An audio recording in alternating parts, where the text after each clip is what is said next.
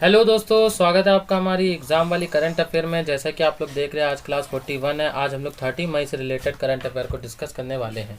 आपको बता दें कि डेली दोपहर को 3 बजे हमारे कंपटीशन गैलेक्सी चैनल पर आ जाती है। अगर आप किसी भी एग्ज़ाम की तैयारी कर रहे हैं जिसमें करंट अफेयर आती है तो ये क्लास आपके लिए बहुत ही मोस्ट इंपॉर्टेंट है।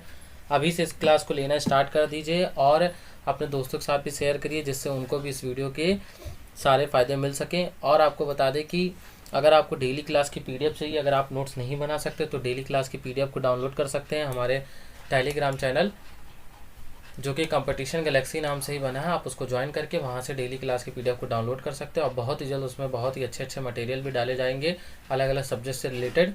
उसकी भी पीडीएफ आप वहाँ से डाउनलोड करके आप अपने एग्ज़ाम को और अच्छा कर सकते हैं। तो चलिए आज के करंट अफेयर को स्टार्ट करते हैं।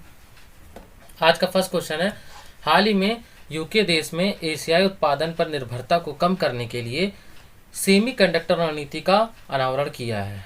तो सबसे पहले आपको बता दें, यूके देश में एशियाई मतलब कि यूके देश में जितना भी एशिया से उत्पादन होता था, एशिया का उत्पादन को लेकर के ये लोग जब खरीदते थे तो उसके उत्पादन पर जो इनकी निर्भरता थी वो अधिक हो गई थी। तो उसी निर्भरता को कम करने के लिए इन्होंने सेमीकंडक्टर रणनीति का अनावरण किया है। क्या है ये सेमीकंडक्टर रणनीति, आपको बताते हैं। यूके सरकार ने कंप्यूटर चिप्स के एशियाई उत्पादन पर निर्भरता को कम करने के लिए एक नई सेमीकंडक्टर रणनीति का अनावरण किया। इस रणनीति के तहत सेमीकंडक्टर उद्योग में अगले दशक में करीब 1.2 बिलियन डॉलर का निवेश करने जा रही है यूके सरकार। तो आपको याद रखना है कि यूके देश ने एशियाई उत्पादन को निर्भरता को कम करने के लिए सेमीकंडक्टर रणनीति का अनावरण किया है। नेक्स्ट क्वेश्चन हमारा, हाल ही में उड़ीसा राज्य के राज्यपाल द्वारा पुस्तक गीता आचरण एक अभ्यासी का दृष्टिकोण का विमोचन किया है।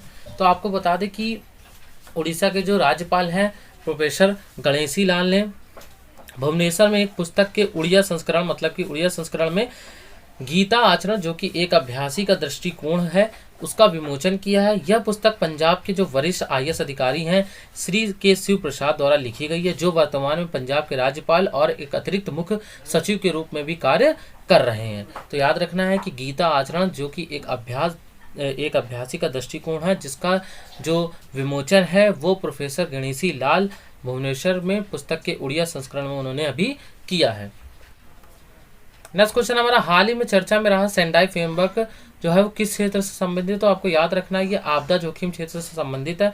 आपको बता दें कि आपदा जोखिम न्यूनीकरण के लिए सेंडाई फ्रेमवर्क आपदा जोखिम के 3 आयामों पर ध्यान केंद्रित करता है, यानी कि जोखिम, भेद्यता और क्षमता को जोखिम कम करने के लिए और लचीलेपन को बढ़ाने के लिए इस पर ध्यान केंद्रित करता है। आपको बता दें कि आपदा जोखिम न्यूनीकरण के लिए सेंडाई फ्रेमवर्क 2015 से 2030, सेंडाई फ्रेमवर्क 2015 के बाद विकास एजेंडे का पहला बड़ा समझौता था, जो सदस्य राज्यों को आपदा के जोखिम से विकास लाभ की रक्षा के लिए एक ठोस कार्यवाही प्रदान करता है। ऐसे ही आपको बताते कि ऐसे ही 2030 तक ये एजेंडा समझौते के साथ काम करेगा, और जिसमें जलवायु परिवर्तन पर पेरिस समझौता, विकास के लिए वित्त पोषण और ऐसे बहुत सारे जो हैं लक्ष्य शामिल हैं जो सतत विकास लक्ष्य के अंतर्गत आएंगे। आपको पता है कि सतत विकास 7 वैश्विक लक्ष्य हैं हमारे, कौन कौन से, कि 2030 तक का हम लोग को अवधि के मुकाबले में वैश्विक जो औसत मतलब कि जो दशक में औसत वैश्विक मृत्यु दर है उसको कम करना है, और 2030 तक 2005-15 की अवधि की तुलना में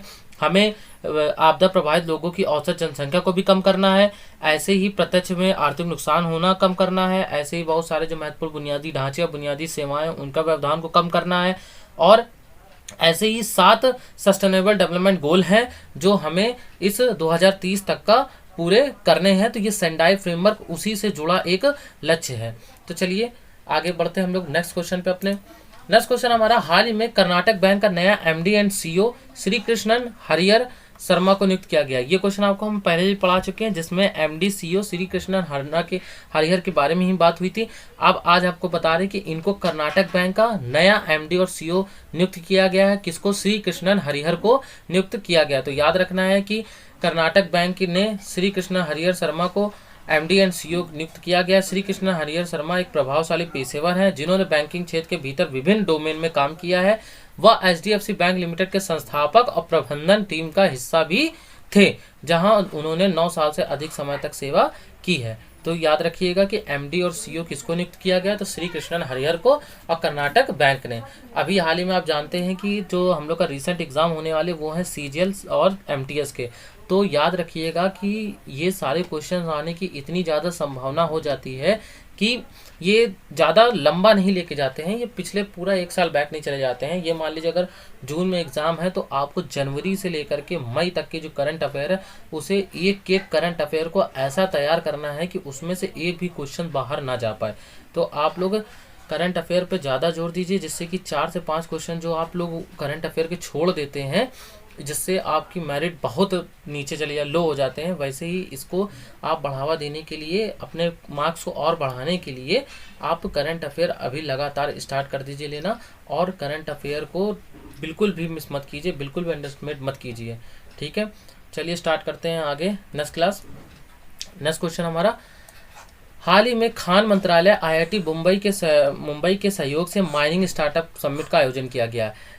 तो याद रखिए खान मंत्रालय ने IIT मुंबई के सहयोग से माइनिंग स्टार्टअप समिट का आयोजन किया है। आपको पता है कि जो कोयला एवं खान मंत्री है, ये आपको कल भी पढ़ाया था, श्री प्रहलाद जोशी जी, जो मुंबई में पहले खनन स्टार्टअप शिखर सम्मेलन का उद्घाटन करेंगे। यह सम्मेलन भारतीय प्रौद्योगिकी संस्थान और बॉम्बे और खान मंत्रालय के संयुक्त तत्वावधान में आयोजित किया जा रहा है। ठीक है, नेक्स्ट क्वेश्चन हमारा, हाल ही में चर्चा में सिटी ऑफ डेड मिस्र देश में स्थित एक यूनेस्को विश्व धरोहर स्थल है। तो अब सबसे पहले बात करते हैं कि यह इतना चर्चा में क्यों है। आपको पता है कि इसे हम लोग मुर्दों का शहर भी कहते हैं। ठीक है, सिटी ऑफ डेड। ये क्या है कि ये जिस जगह की हम बात कर रहे हैं वो रूस के उत्तरी ओस्टिया में ही स्थित है ना।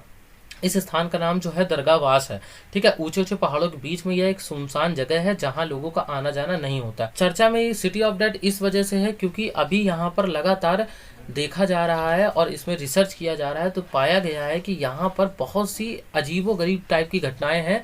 मतलब कि आपको बता दें कि दरगाहवास तो बहुत है यहाँ पर, जैसे कि नावें तो बहुत है वैसे ही, लेकिन चौंकाने वाली बात यह है कि यहाँ नाव है लेकिन नदी नहीं है, क्योंकि यहाँ कई झोपड़ी नुमा इमारतें हैं जिसमें प्रत्येक झोपड़े में एक ही परिवार के सदस्यों को नावों के साथ दफनाया गया है। कहा जाता है कि मतलब यहाँ के लोग जो कहते हैं कि स्वर्ग तक जाने के लिए नदी पार करनी पड़ती, इसलिए 100 को नाव के साथ रखेंगे तो आत्मा के लिए नदी को पार करना आसान हो जाएगा। तो ये याद रखना है कि ये जो दरगाहवास है, बताया जाता है कि यह 14वीं शताब्दी में बनवाया गया था, इसीलिए यह आज के टाइम में चर्चे का विषय है। तो याद रखना है कि सिटी ऑफ डेड मिस्र में स्थित एक 7 किलोमीटर लंबा यूनेस्को विश्व धरोहर स्थल है, मतलब उसमें शामिल किया गया था।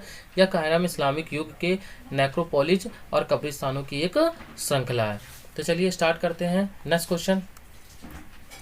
हाल ही में सामरिक परमाणु हथियार परियोजना पर रूस व बेलारूस देश ने दस्तावेज पर हस्ताक्षर किए। तो याद रखना है कि सामरिक परमाणु हथियार परियोजना में किसने किसने दस्तावेज पर हस्ताक्षर किए, तो रूस एवं बेलारूस में। ऐसा क्यों? क्योंकि देखिए आपको पता है इस समझौते के तहत रूस ने 1991 के बाद पहली बार विदेशी धरती पर सामरिक परमाणु हथियार तैनात किया है। ये इसलिए किया है क्योंकि रूस ने परमाणु हथियार बेलारूस के कई यूरोपीय शहरों तक पहुंचने में सक्षम रहेगा।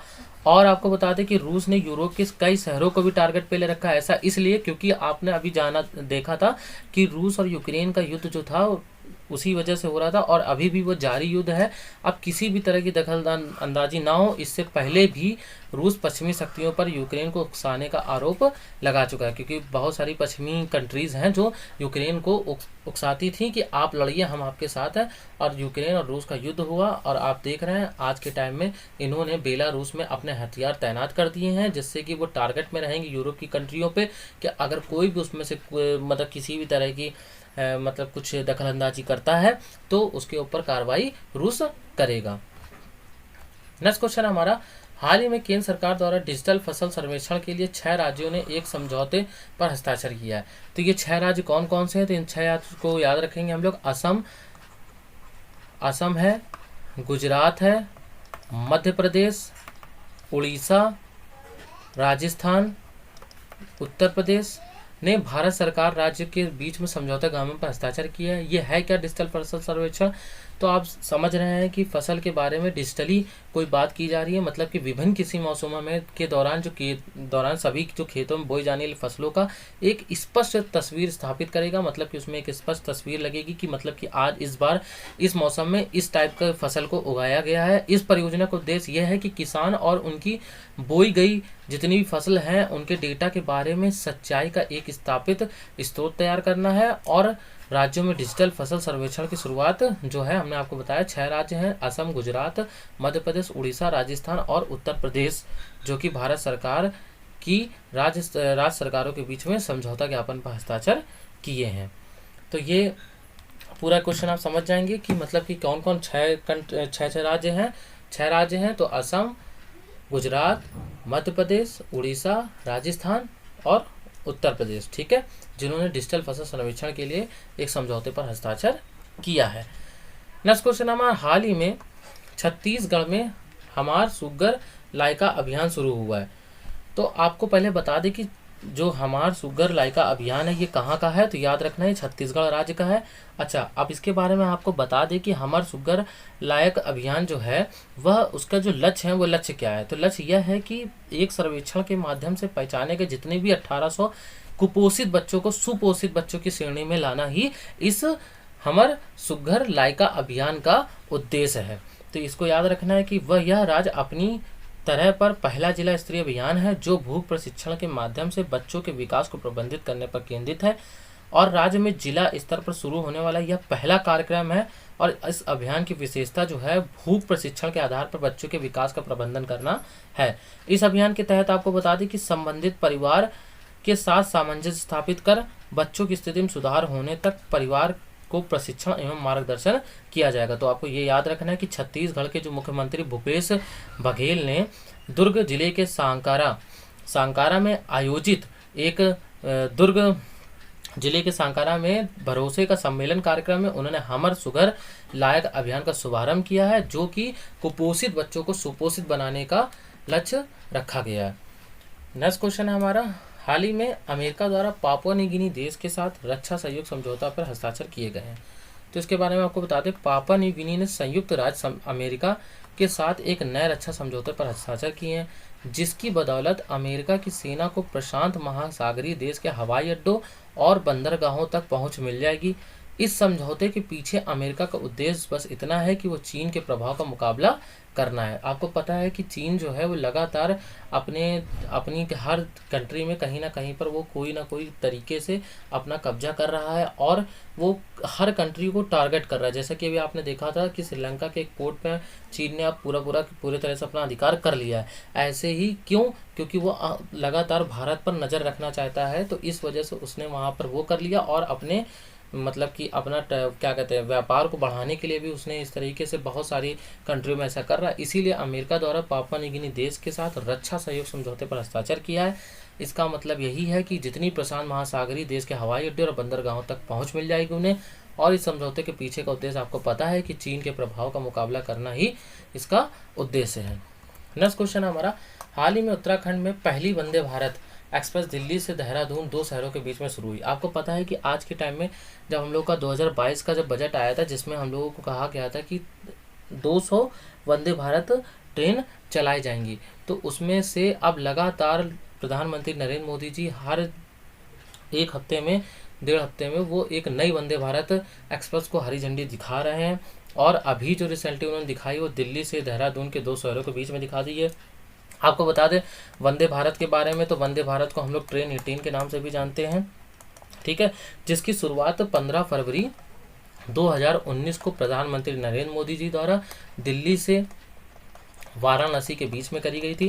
ये पहली वंदे भारत ट्रेन थी जो कि ट्रेन 18 के नाम से जानी जाती है। उसका पहली जो ट्रेन थी वो 18 फरवरी 2019 को दिल्ली से वाराणसी के बीच में चलाई गई थी।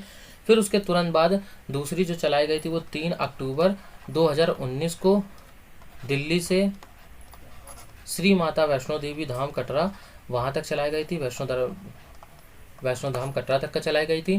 तो ये याद रखना है आपको कि ये लगातार मतलब ये ट्रेन 18 को हरी झंडी दिखाई जा रही है और ज़्यादा से ज़्यादा वंदे भारत ट्रेनों को बढ़ाया जा रहा है। और पहली वंदे भारत आपको याद रखना दिल्ली से वाराणसी और दूसरी याद रखना है दिल्ली से श्री माता वैष्णो देवी कटरा के बीच में चलाई जा रही है। तो ये रही आज की क्लास। अगर आपको हमारी क्लास अच्छी लगी हो तो वीडियो को लाइक करें, चैनल को सब्सक्राइब करें और अपने दोस्तों को भी शेयर करें। और अगर आपको कोई भी डाउट होता है तो आप हमारे कमेंट सेक्शन में कमेंट करके हमें बता सकते हैं कि आपको और कैसा कैसा मटेरियल चाहिए और हम आपको किस टाइप की वीडियोस और प्रोवाइड कर सकते हैं। तो आपकी जो भी रिक्वायरमेंट हो आप कमेंट कर सकते हैं, हम उसकी कमेंट का रिप्लाई करेंगे और कोशिश करेंगे कि आपकी जो जो रिक्वायरमेंट हो हम उसको पूरा कर सकें। Thank you so much.